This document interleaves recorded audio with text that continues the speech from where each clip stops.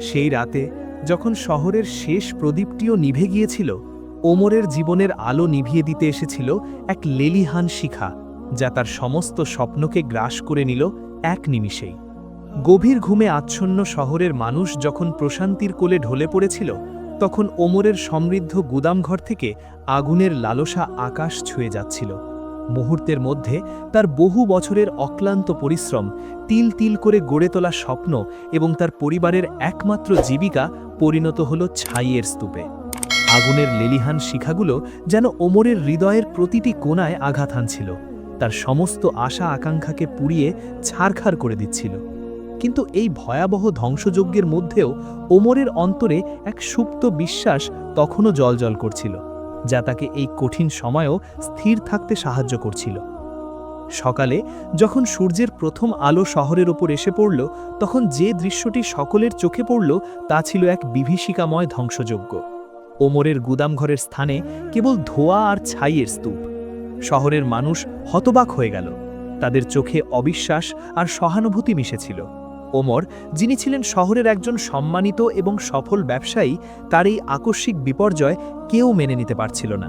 তার গুদামঘরটি শুধু একটি ব্যবসার কেন্দ্র ছিল না, এটি ছিল তার সততা, কঠোর পরিশ্রম এবং আল্লাহর প্রতি তার অটল বিশ্বাসের প্রতীক। এই ধ্বংসযজ্ঞ যেন শহরের প্রতিটি মানুষের হৃদয়ে এক গভীর আঘাত এনেছিল। ওমরের বাড়িতেও নেমে এসেছিল ঘোর অন্ধকার। তার স্ত্রী ফাতেমা, যিনি স্বামীর কঠোর পরিশ্রম এবং সততার ফলস্বরূপ একটি সুখী এবং সমৃদ্ধ জীবনযাপন করছিলেন, তিনি শোকে পাথর হয়ে গেলেন। তার চোখ থেকে অশ্রু ঝরছিল অবিরাম। তাদের ছোট ছোট সন্তানরা মায়ের মুখের দিকে তাকিয়েছিল, তাদের নিষ্পাপ চোখে ছিল ভয় আর অনিশ্চয়তা। ফাতেমার মনে হচ্ছিল তাদের ভবিষ্যৎ যেন এক নিমিষেই অন্ধকার গহ্বরে তলিয়ে গেছে। তিনি বিলাপ করে বলছিলেন, হে আল্লাহ, এ কেমন পরীক্ষা! আমাদের সব কিছু কেড়ে নিলে এখন আমরা কিভাবে বাঁচব? আমাদের কি হবে? তার কণ্ঠস্বরে ছিল এক অসহায় আর্তনাদ, যা শুনে পাষাণ হৃদয়ও কেঁপে উঠত। শহরের মানুষের প্রতিক্রিয়া ছিল মিশ্র। কিছু মানুষ ওমরের প্রতি গভীর সহানুভূতি দেখালো, তারা ছুটে এসে ওমরকে সান্ত্বনা দিল, সাহায্যের হাত বাড়িয়ে দিল। তাদের মধ্যে ছিল ওমরের ঘনিষ্ঠ বন্ধু আলী। আলী, যিনি ওমরের সততা এবং ধার্মিকতার একজন প্রত্যক্ষদর্শী ছিলেন, তিনি ওমরের পাশে এসে দাঁড়ালেন। তিনি ওমরকে জড়িয়ে ধরে বললেন, ওমর, ধৈর্য ধরো, আল্লাহ ধৈর্যশীলদের সাথে আছেন। এই বিপদ হয়তো তোমার জন্য এক নতুন দিগন্ত উন্মোচন করবে। আমরা সবাই তোমার পাশে আছি। আলীর কথাগুলো ওমরের মনে কিছুটা হলেও স্বস্তি এনে দিল। কিন্তু সমাজের একটি অংশ ছিল যারা ওমরের এই দুর্দশা দেখে গোপনে আনন্দিত হচ্ছিল। তারা ছিল ওমরের ব্যবসায়িক প্রতিদ্বন্দ্বী, যারা সবসময় ওমরের সাফল্যকে ঈর্ষা করত। তারা একে অপরের সাথে ফিসফিস করে বলছিল, এত ধার্মিকতা দেখিয়ে কি লাভ হলো? আল্লাহ কি তার দিকে তাকালেন না? তার এত ইবাদত, এত দান খয়রাত, সব কি বৃথা গেল? তাদের এই নিষ্ঠুর মন্তব্যগুলো ওমরের কানে আসছিল, কিন্তু তিনি সেদিকে ভ্রুক্ষেপ করলেন না। তিনি জানতেন আল্লাহর বিচার ভিন্ন। তিনি বিশ্বাস করতেন আল্লাহ যা করেন তা বান্দার ভালোর জন্যই করেন, যদিও তা আপাত দৃষ্টিতে খারাপ মনে হয়। ওমর প্রথমে হতবিহ্বল হলেও তার হৃদয়ে আল্লাহর প্রতি বিশ্বাস ছিল অটল। তিনি পবিত্র কুরআনের আয়াত স্মরণ করলেন, যা তাকে ধৈর্য ধরতে এবং আল্লাহর ওপর ভরসা রাখতে শেখায়। তিনি মনে মনে পড়লেন, নিশ্চয়ই কষ্টের পর স্বস্তি আছে। সূরা ইনশিরাহ আয়াত 5। এই আয়াতটি তার মনে এক নতুন শক্তি সঞ্চার করল। তিনি তার পরিবারকে সান্ত্বনা দিলেন, যদিও তার নিজের হৃদয়ও ব্যথিত ছিল। তিনি ফাতেমার হাত ধরে বললেন, ফাতেমা, হতাশ হয়ো না, আল্লাহর ওয়াদা সত্য, তিনি ধৈর্যশীলদের সাথে আছেন। এই পরীক্ষা আমাদের ঈমানকে আরও মজবুত করবে। মনে রেখো, আল্লাহ কাউকে তার সাধ্যের বাইরে পরীক্ষা করেন না। তিনি তাদের প্রিয় নবী মুহাম্মদ সাল্লাল্লাহু আলাইহি ওয়াসাল্লামের জীবন থেকে উদাহরণ দিতেন, কিভাবে তিনি চরম প্রতিকূলতার মধ্যেও আল্লাহর উপর ভরসা রেখেছিলেন এবং শেষ পর্যন্ত বিজয়ী হয়েছিলেন। ওমরের কথাগুলো ফাতেমার মনে কিছুটা হলেও আশার আলো জাগাত এবং তাকে ধৈর্য ধরতে সাহায্য করত। তিনি জানতেন তার স্বামীর বিশ্বাসই তাদের একমাত্র ভরসা। একদিন ওমর যখন তার দোকানে বসে আল্লাহর কাছে সাহায্য প্রার্থনা করছিলেন, তখন এক বৃদ্ধা মহিলা তার দোকানে এলেন। মহিলাটি অত্যন্ত দরিদ্র ছিলেন, তার পোশাক ছিল জীর্ণ, মুখে ছিল ক্ষুধার ছাপ। তার কাছে খাবার কেনার মতো কোনো টাকা ছিল না। তিনি ওমরের কাছে কিছু খাবার চাইলেন। ওমর নিজের চরম দারিদ্র্য সত্ত্বেও বৃদ্ধা মহিলাটির দিকে তাকিয়ে দেখলেন। তার মনে পড়ল তার কাছে কেবল একটি রুটি আছে, যা তিনি তার সন্তানদের জন্য রেখেছিলেন, কিন্তু তিনি মুহূর্তের জন্য দ্বিধা করলেন না। তিনি তার কাছে থাকা শেষ রুটিটুকু বৃদ্ধা মহিলাটিকে দান করলেন। এই কাজটি তিনি কেবল আল্লাহর সন্তুষ্টির জন্য করলেন, কোনো প্রতিদানের আশা না করে। তার মনে ছিল কেবল আল্লাহর প্রতি অসীম ভালোবাসা আর সৃষ্টির প্রতি দয়া। তিনি বিশ্বাস করতেন আল্লাহর পথে যা দান করা হয় তা কখনো বৃথা যায় না। বৃদ্ধা মহিলাটি রুটি নিয়ে চলে গেলেন। ওমর গভীর চিন্তায় মগ্ন হলেন। তার মনে আল্লাহর প্রতি অসীম আস্থা এবং ভবিষ্যতের জন্য এক অদম্য আশা।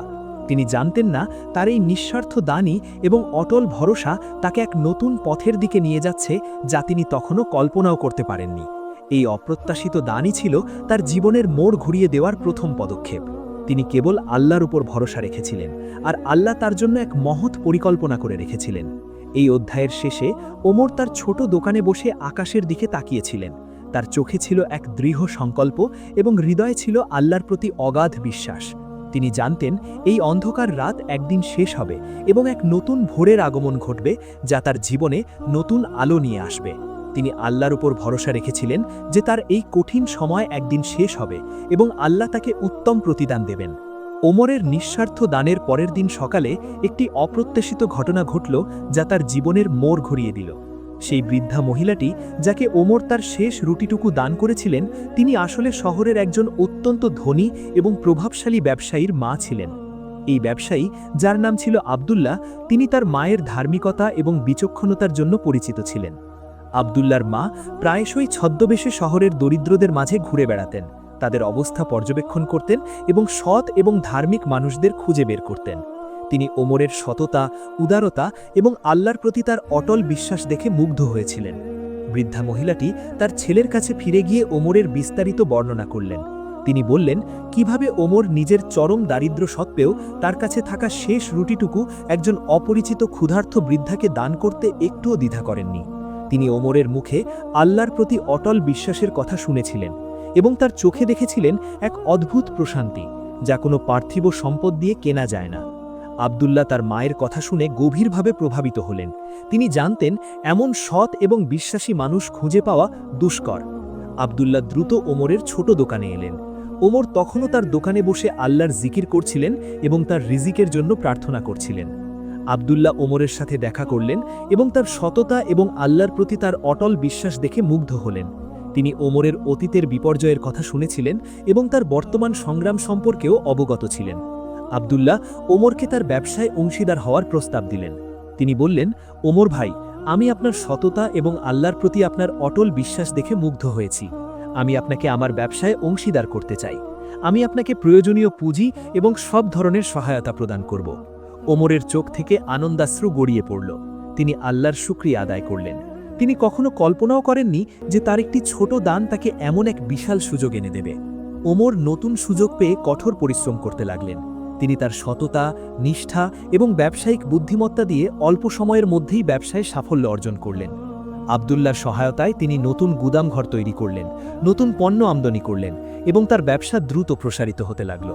ওমর কখনও তার অতীতের দুর্দশার কথা ভোলেননি এবং সবসময় আল্লাহর প্রতি কৃতজ্ঞ ছিলেন। তিনি জানতেন এই সাফল্য কেবল আল্লাহর রহমত এবং তার প্রতি অটল বিশ্বাসের ফল। তিনি তার প্রতিটি পদক্ষেপে আল্লাহর উপর ভরসা রাখতেন এবং তার প্রতিটি কাজ আল্লাহর সন্তুষ্টির জন্য করতেন। ওমরের সাফল্য দেখে শহরের মানুষের দৃষ্টিভঙ্গি পাল্টে গেল। যারা তাকে উপহাস করত তারা এখন তার প্রশংসা করে, যারা তাকে পাগল ভাবত তারা এখন তার বিচক্ষণতার কথা বলে। শহরের মানুষ ওমরের গল্প একে অপরের কাছে বলতে লাগল, কিভাবে একজন মানুষ চরম বিপর্যয়ের মুখেও আল্লাহর ওপর ভরসা রেখেছিলেন এবং শেষ পর্যন্ত আল্লাহ তাকে উত্তম প্রতিদান দিয়েছিলেন। ফাতেমা এবং তার সন্তানরা ওমরের অটল বিশ্বাস এবং ধৈর্যের ফল দেখে আল্লাহর প্রতি কৃতজ্ঞতা প্রকাশ করলেন। ফাতেমা এখন বুঝতে পারছিলেন ওমরের সেই দিনের কথাগুলো কতটা সত্য ছিল, যখন তিনি বলেছিলেন, আল্লাহ যা করেন ভালোর জন্যই করেন। ওমর শুধু আর্থিক সাফল্যই অর্জন করেননি, বরং তিনি সমাজের একজন সম্মানিত ব্যক্তি হিসাবে পরিচিত লাভ করলেন। তিনি তার সম্পদ অভাবীদের সাহায্যে ব্যয় করতেন এবং আল্লাহর পথে দান করতেন। তিনি মসজিদ নির্মাণে সাহায্য করতেন, দরিদ্রদের জন্য খাবার বিতরণ করতেন এবং এতিমদের ভরণ পোষণের দায়িত্ব নিতেন।